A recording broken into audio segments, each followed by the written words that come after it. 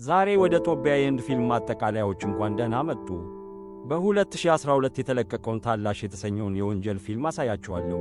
መልሱ በመጥፎ ነገሮች ውስጥ ነው። ወደፊት ተጠንቀቁና ተጠንቀቁ። ፊልሙ የሚጀምረው በሌሊት ዘግይቶ በተከሰተ ምስጢራዊ የመኪና አደጋ ነው። መኪና በድንገት ቁጥጥር አላደረገምና ያለምንም ግልጽ ምክንያት ወደ ባህሩ ውስጥ ገባ።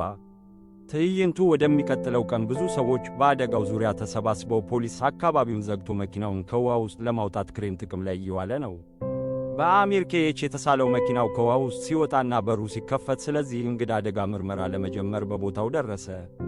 አሽከርካሪው ከታዋቂው የፊልም ኮከብ አርማን ካፖር ሌላ ማንም እንዳልሆነ ተገለጠ።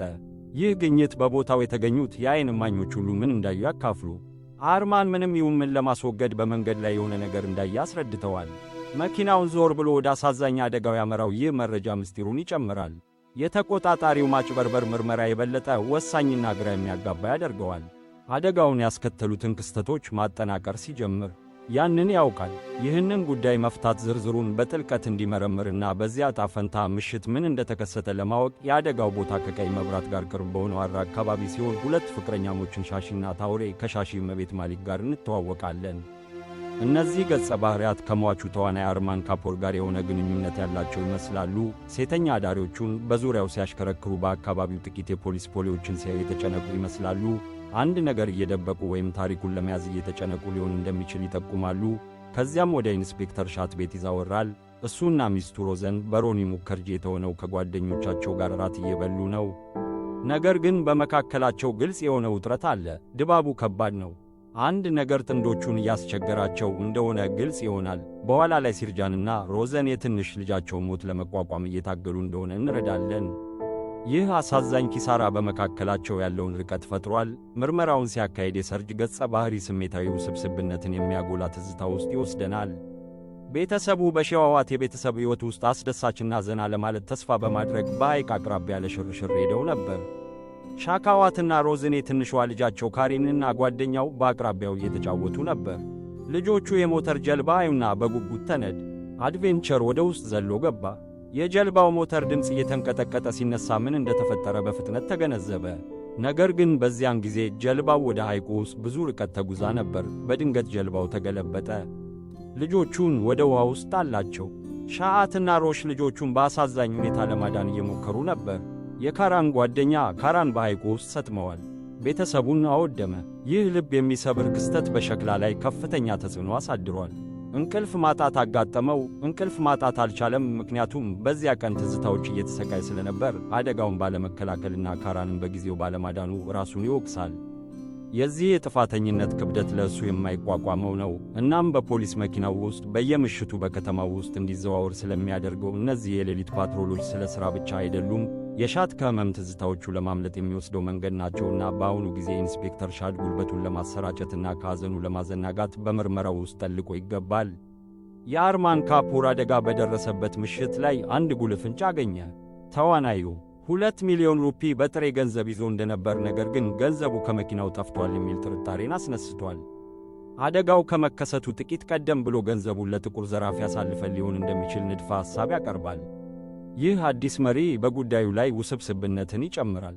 የአርማን ሞት አደጋ ብቻ ሳይሆን ከትልቅ ማጭበርበርና ምናልባትም ከሌሎች ወንጀሎች ጋር የተያዘ ሊሆን እንደሚችል ይጠቁማል። በዚህ ጊዜ ሻካዋትና ሚስቱ ሮዝኔ ወደ አዲስ ቤት መሸጋገራቸው ከቀድሞ ቤታቸው ጋር የተያያዙትን የሚያሰቃዩ ትዝታዎችን ትተው በአዲሱ ሰፈራቸው አሬሽን ለመጀመር የሚደረግ ሙከራ ነው። በተለይም በሟች ልጃቸው ኩራን ላይ ለቤተሰቦቻቸው ያልተለመደ ፍላጎት የምታሳይ አሮጊት ሴት አገኙ። የማወቅ ጉጉቷና በኩራን ላይ ያለው ፍላጎት ሮሺን አንድ ቀን በአዲሱ ቤታቸው አቅራቢያ ሲሄዱ ምቾት የማይሰጥና ግራ የሚያጋባ እንዲሆን አሮጊቷ ሴትዮዋ ሻካዋትና ሮዝኒ ቀረበች። ሻካዋት ልጃቸው ካራን ከእሱ ጋር መነጋገር እንደሚፈልግ ነገረችው። ሻአት በቃላቷ ተደንቃ በቁጣ ምላሽ ሰጠች።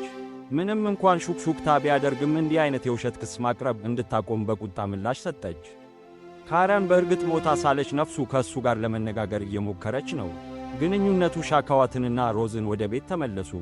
አስጨናቂውን ሁኔታ ይታገላሉ። ሮዝን አሁንም የተከሰተውን ነገር ለማስኬድ እየሞከረ ነው። ሻት የአሮጊቷ ሴት ቃላት እውነት ሊሆኑ እንደሚችሉ እንዲያስብ አሳሰበ። ነገር ግን በስሜቱ ተሸፍኖ ሻካዋቱ በብስጭትና በማዕበል ተመልሷል። በመኪናው ውስጥ ያለውን ውይይት መቆጣጠር ባለመቻሉ ቁጣና ሐዘን ተቀላቅሏል። ሻካዋቱ ተሰባበረና በዚህ ተጋላጭ ወቅት ማልቀስ ጀመረች። ሮዚ የተባለች አጃቢ ሴት የልጇን ፍላጎት ብትቀበልም ወደ እሱ ቀረበች። ነገር ግን ሌላ ጥያቄ አቀረበ። ሮዚን ከምርመራው ጋር የተያያዘ መረጃ በመስጠት ልትረዳው ፈቃደኛ ትሆን እንደሆነ ጠየቃት። ሮዚ ተስማማችና መረጃ ሰጪ ሆነች። ሻዋታን ጉዳዩን ለመፍታት የሚረዳ ጠቃሚ ግንዛቤዎችን ሰጠች። የሮዚ ተሳትፎ በምርመራው ላይ አዲስ ገጽታን ይጨምራል። መረጃዋ ሻዋቱ ስብስብ በሆነው የፍንጮችና ግንኙነቶች ድር ውስጥ እንድትጓዝ ይረዳታል። ይህም ምርመራው ሲካሄድ መልስ ለማግኘት ባደረገው ፍለጋ ውስጥ ያልተጠበቀ ነገር ግን ወሳኝ አሊ እንድትሆን አድርጓታል። በጉዳዩ ውስጥ ያለው ጥቁር ሜይል ሻሺ ከብዙ ዓመታት በፊት ከተዋወቀው ፒምፕስ አንዱ እንደሆነ ተረጋግጧል። የአርማን ካፑር አደጋ ሻሺ ለአርማንና ለጓደኛው ሳንጃይ በሽፋን ውስጥ ተሳትፏል። የአርማን ሞት ዜና ሲደርስ ሻሺ ዕድሉን ተጠቅሞ አርማን ይዞት የነበረውን 2 ሚሊዮን ሩፒ ወሰደ። በዚህ ጊዜ የሻሺ ተባባሪ ታዎር በናውዲን ሲዲኪ ተጫውቷል። የሻሺ የተጣለው ሲም ካርድ ታዎር ለራሱ ዕድል ሲያገኝ ታዎር ሲም ካርዱን ወደ ብላክሜል ሳል ለመጠቀም ወሰነ። ጎጂ መረጃዎችን ይፋ ለማድረግ በማስፈራራት ገንዘብ ለማውጣት ተስፋ በማድረግ ሻሺ ገንዘቡን ወስዶ ግራ በመጋባትና በመጋለጥ በመፍራት ሳንጃይ ላይ የማጭበርበር ጥሪ ማድረግ ጀመረ። ሳንጃይ ሻሺን ለማጥፋት አንዳንድ ዘራፊዎችን ቀጥሮ ዘራፊዎቹ ሻሺን ለመግደል ተስፋ በማድረግ ተሳክቶለታል። አስከሬኑም ጠፍቷል። ከሻሺ ምንም አይነት ተጨማሪ ግንኙነት ሳይኖረው ከኋላው ምንም ዱካ ሳይኖረው ይቀራል።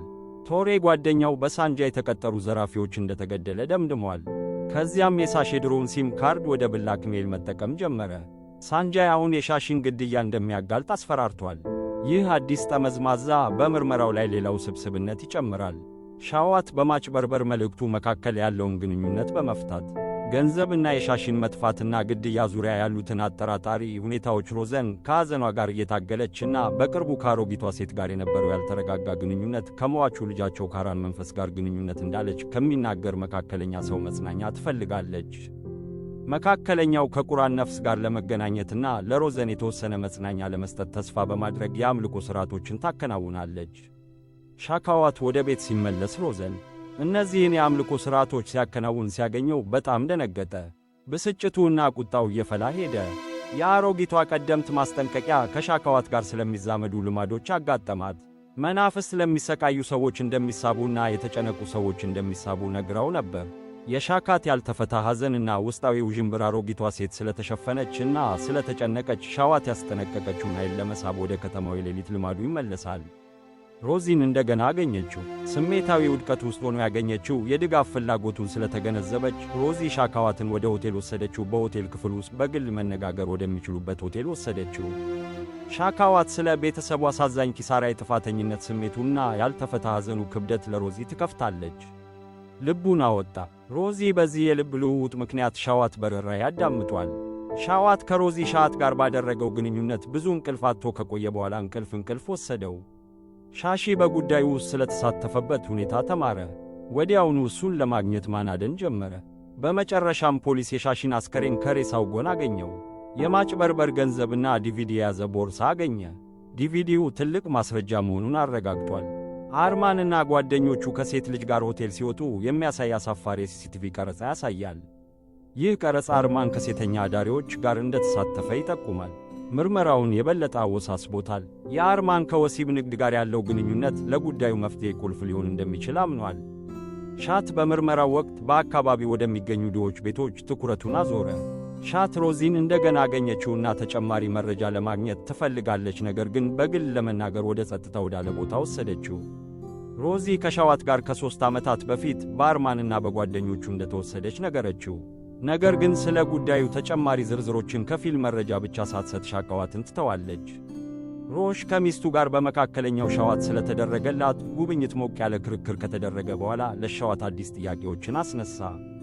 ሮዚን እዚያ ያገኘቻትና ሸክሟን መፍታት እንደሚያስፈልግ ከተሰማው በኋላ በትዳሩ ውስጥ ስላጋጠሙት ችግሮችና የልጁ አሳዛኝ ሞት ሮዚ በርኅራኄ ያዳመጠችና በምላሹ በምርመራው ላይ መረዳቷን እንደምትቀጥል አረጋገጠችው። ሮዚ የራሷን ጥያቄ ያቀረበች፣ ሻዋትን ጠየቀች።